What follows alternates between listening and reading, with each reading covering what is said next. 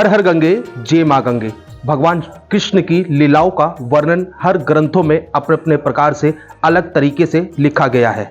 भगवान कृष्ण का गोकुल, वृंदावन और मथुरा से एक अद्भुत नाता है, मगर धर्मनगरी हरिद्वार से भी भगवान श्री कृष्ण का नाता जुड़ा है। इस पर बात करने के लिए हमारे साथ मौजूद है ज्योतिषाचार्य प्रतीक मिश्र पुरी जी। बहुत बहुत स्वागत है आपका तिलक पत्रिका पे। पंडित जी, भगवान कृष्ण का हरिद्वार से क्या नाता जुड़ा है और क्यों इसको विशेष माना गया है? देखिए, विभिन्न ग्रंथों में भगवान कृष्ण की लीलाओं का वर्णन विभिन्न प्रकार से किया गया है, लेकिन कुछ बातें ऐसी हैं जो कि रहस्य हैं।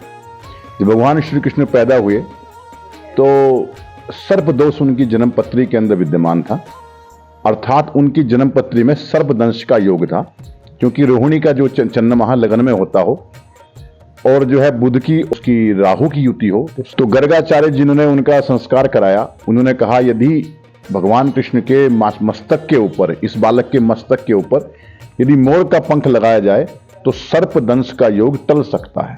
इसके बाद खोज करी गई कि सबसे अच्छा जो मोर का पंख है वो कहाँ मिलेगा, क्योंकि मनसा देवी जो है वो सर्पों की बहन है।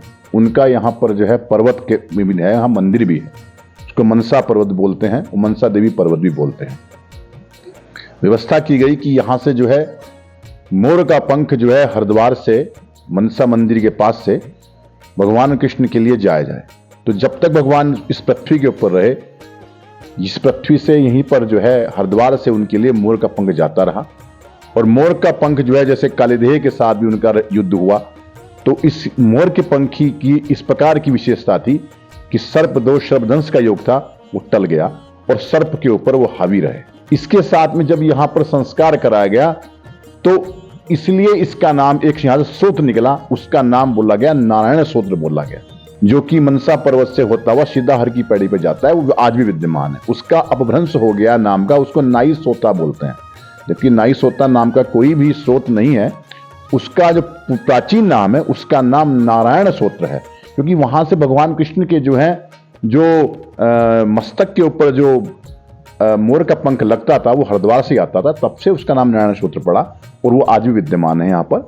और यहीं से ही जो है भगवान कृष्ण का जो है वो जब अभिषेक हुआ बचपन में, जिस टाइम उनको जो है उन्होंने बाल लीलाएं उन्होंने प्रारंभ करी और उनको भगवान का रूप देने लगाए, तब यहीं से उनके लिए जो है वो मोर का पंख जाता था और मोर का पंख जो है उनकी जो है हमेशा रक्षा करता था सर्प के द्वारा। पंडित जी, मनसा देवी नागों की देवी है, तो इस क्षेत्र में इतने मोर क्यों पाए जाते थे?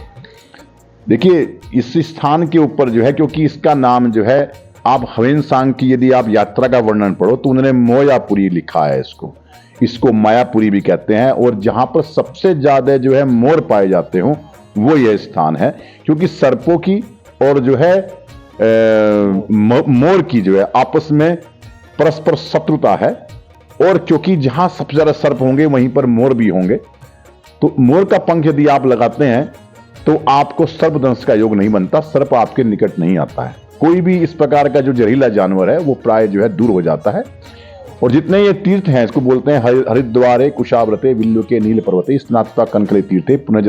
तो इसमें जो कनखल है, इसमें जो कुशाव्रत है, इसमें जो नीलधारा है, इसमें जो बिल्वकेश्वर है, हर की पैड़ी है, ये सारा क्षेत्र जो है नाग से साथ में जो है मोरों से ये विद्यमान था और यहां सबसे ज्यादा जो है मोर पाए जाते थे। बिल्कुल, जिस तरह से इनके द्वारा बताया गया है, भगवान कृष्ण जन्म से लेकर ही और जब तक पृथ्वी पर वो विराजमान रहे हैं तब तक वो हरिद्वार के बिल्व पर्वत से ही मोर पंख अपने माथे पर लगाया करते थे, और यही कारण है धर्मनगरी हरिद्वार से भगवान कृष्ण का एक गहरा नाता रहा है। देश के पहले धार्मिक न्यूज चैनल तिलक पत्रिका के लिए कैमरा पर्सन विशाल के साथ हरिद्वार से मैं आशु शर्मा।